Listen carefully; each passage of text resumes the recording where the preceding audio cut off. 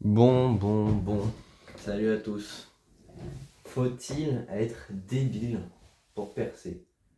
Alors ça, c'est une question encore plus provocatrice que la plupart de mes titres. Mais il y a quand même une chose que j'ai constatée et qui est vraie, c'est que la plupart du contenu que je fais qui marche, qui fonctionne en termes de statistiques, c'est du contenu pas forcément très intellectuel. Le format réflexion marche relativement bien, mais c'est pas non plus ce qui marche le plus. Et quand on regarde les plateformes TikTok, YouTube, Insta, c'est quand même du contenu pour la plupart très abrutissant. Donc en soi, la question n'est pas si bête que ça.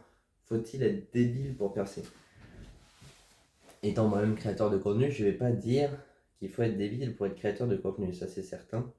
T'as énormément de créateurs de contenu très intelligents, très brillants. Et bien sûr, t'as l'inverse, mais ça c'est pareil partout. Après, je suis persuadé que pour percer et pour gérer son buzz, entre guillemets, c'est-à-dire pour rester en haut du classement, comme le ferait Squeezie, Mastu, Joyka, Inoxtag, Michou, il faut être très intelligent. Il faut être très intelligent déjà parce que tu as un côté gestion, tu as un côté faut gérer ton image, etc. Et tu as aussi un côté, faut avoir des idées de vidéos. Et ça peut paraître con, mais c'est pas si facile que ça. Squeezie, il est très bien entouré, il a probablement des personnes qui l'aident à trouver ses idées de vidéos. Mais c'est quand même, ça demande énormément de créativité. Et on peut pas juger vraiment de l'intelligence de quelqu'un, ça c'est quelque chose dont je suis sûr. Et pour moi, la créativité, c'est une preuve d'intelligence comme une autre. Quand je fais des formats où je parle de la prépa, que je fais des formats à réflexion, c'est certain que ça fait pas énormément de vues et que ça ferait peut-être plus de vues si je faisais un format, j'ai acheté les pires objets TikTok, ou je fais caca sur le bureau de quelqu'un. C'est ça qui me pousse à me dire que c'est le contenu débile qui perce. Mais est-ce que c'est vraiment parce que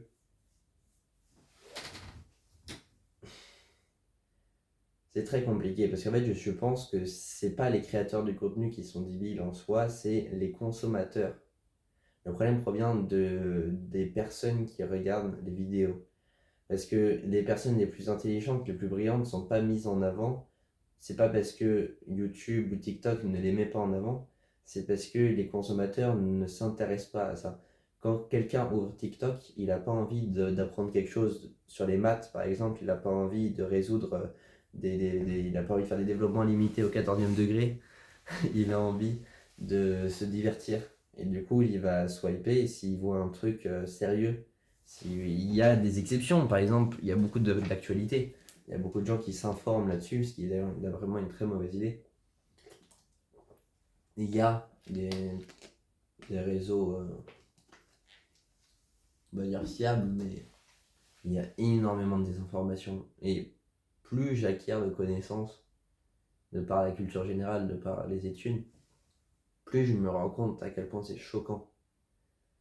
Genre, en particulier sur TikTok, c'est des gens random, ils ont des milliers et des milliers de vues, alors qu'ils racontent vraiment des trucs choquants. Mais. Et attention, hein, je suis pas en train de dire que je suis intelligent. Je dis que mon contenu n'est pas du contenu entre guillemets abrutissant comme il pourrait l'être.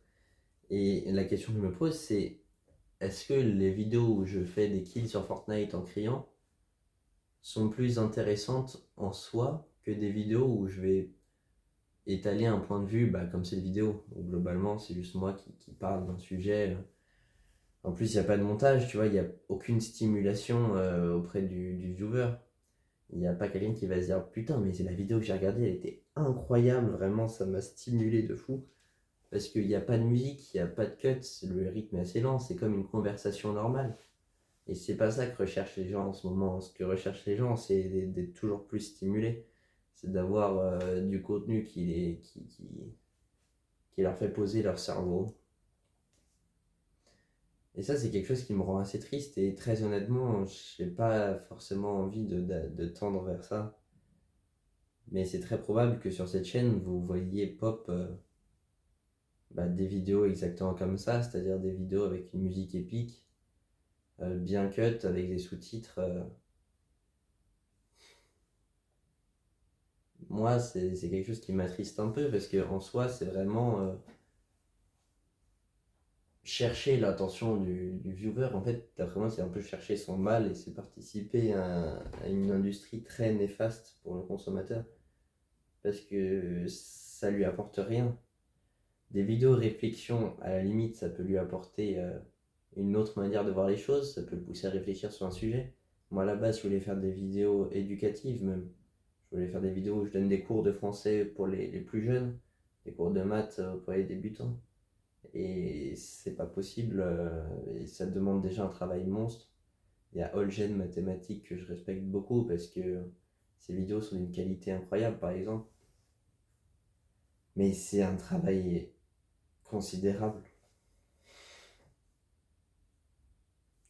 Donc, si je devais répondre à la question, je dirais non, il faut pas être débile pour percer. Il faut pas être débile, il faut paraître débile. Ça, je vais donner un exemple concret. T'as des gens qui parlent avec des voix de débiles, genre oh, j'ai acheté 1000 éléments et je vais les mettre dans ma baignoire, hein, c'est incroyable. Et ils sont pas forcément débiles, ces gens-là, c'est juste qu'ils ont bien compris ce qui marche. Je pense que personnellement, ce sont des êtres tout aussi brillants que les autres. Ce sont des gens qui ont compris comment faire des vues, et c'est leur métier, c'est leur gagne-pain. Du coup, ils font ça pour vivre. Mais c'est entre guillemets être clown de faire ça. T'as des gens qui arrivent à faire du contenu respectable, divertissant et qui ne les fait pas paraître pour des débiles. Et ça, c'est les gens qui arrivent à être assez connus pour être que leur personne soit appréciée en soi et que du coup les gens aient envie de regarder un peu comme un acteur. Donc quand tu regardes une vidéo de Squeezie, il fait pas le débile particulièrement, tu vois que il est plutôt brillant. Et il fait rire, pas parce qu'il paraît débile, là parce qu'on se moque de lui, mais parce que son contenu est bien, son contenu est divertissant. Alors que t'as des gens qui vont essayer de faire rire en s'humiliant, entre guillemets, en faisant des trucs pas dignes du tout. Et par exemple, moi j'ai des vidéos TikTok, bon, c'est un peu des conneries, hein, c'est pas non plus très grave, mais j'ai des vidéos TikTok de moi, tu vois, qui sont pas, on dirait pas que je suis très intelligent, mais c'est pas involontaire. C'est pas involontaire, je teste des trucs. T'as pas des vidéos de moi qui suis absolument complètement débile, mais il y a beaucoup de vidéos, on me dit que je suis perché, mais ça c'est parce que dans la vraie vie on me le dit aussi. Faut-il être débile pour percer? Là, le débile actuellement, c'est moi, qui fait des vidéos qui n'ont absolument rien d'attirant, qui fait des vidéos que personne n'a envie de regarder en soi, et c'est très compréhensible. Pourquoi personne n'a envie de regarder ça? Parce que c'est pas intéressant, j'ai envie de dire. C'est pas intéressant parce que c'est pas stimulant, ce que je dis n'est pas fou. Comme les gens ne me connaissent pas, qui a envie d'écouter ça? Il faut que j'essaye de tendre vers un idéal un peu à la Léo Duff, où je traite de sujets qui intéressent, avec un beau montage, une belle musique, et on peut faire des vidéos intéressantes et bien montées et avec une petite musique. Je dis pas l'inverse, mais je dis qu'il y a vraiment une forte demande de contenu, je vais appeler ça du contenu abrutissant. Faut-il être débile pour percer? Faut peut-être faire le débile. Être débile, je pense pas. Et je pense que c'est extrêmement difficile de juger de l'intelligence de quelqu'un. Il y a des personnes où on peut se dire tout de suite, ah, cette personne elle est quand même débile, mais souvent la réalité est un peu plus complexe que ça.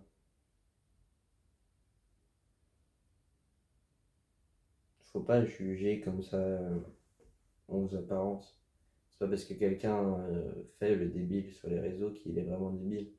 Au contraire, il y en a qui sont très très intelligents et qui génèrent des sommes incroyables en se faisant paraître pour débile. Je pense à une personne en particulier que je ne citerai pas, mais tu vois, qui fait exprès de parler avec une voix débile en faisant plein d'erreurs, pour que dans les commentaires, soit il se fasse insulter, soit il se fasse... tout le monde dit mais non, c'est pas ça, t'es trop bête. Et la vidéo que j'ai qui est le plus percée, qui a fait 200 000 vues là, c'est moi qui dis ah je me suis fait des ramen alors que c'est pas des ramen, du coup tout le monde dit ah mais non, c'est pas des ramen.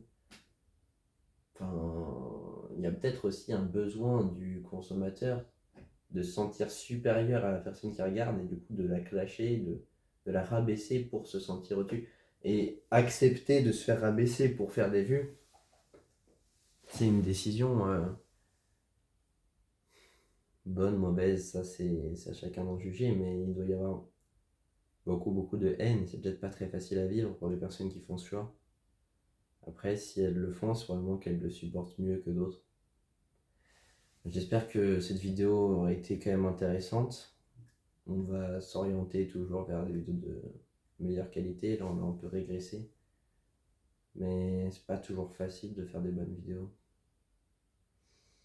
Bon, n'hésitez pas à donner votre avis en commentaire et à vous abonner si vous voulez voir ce que ça donne. Portez-vous bien.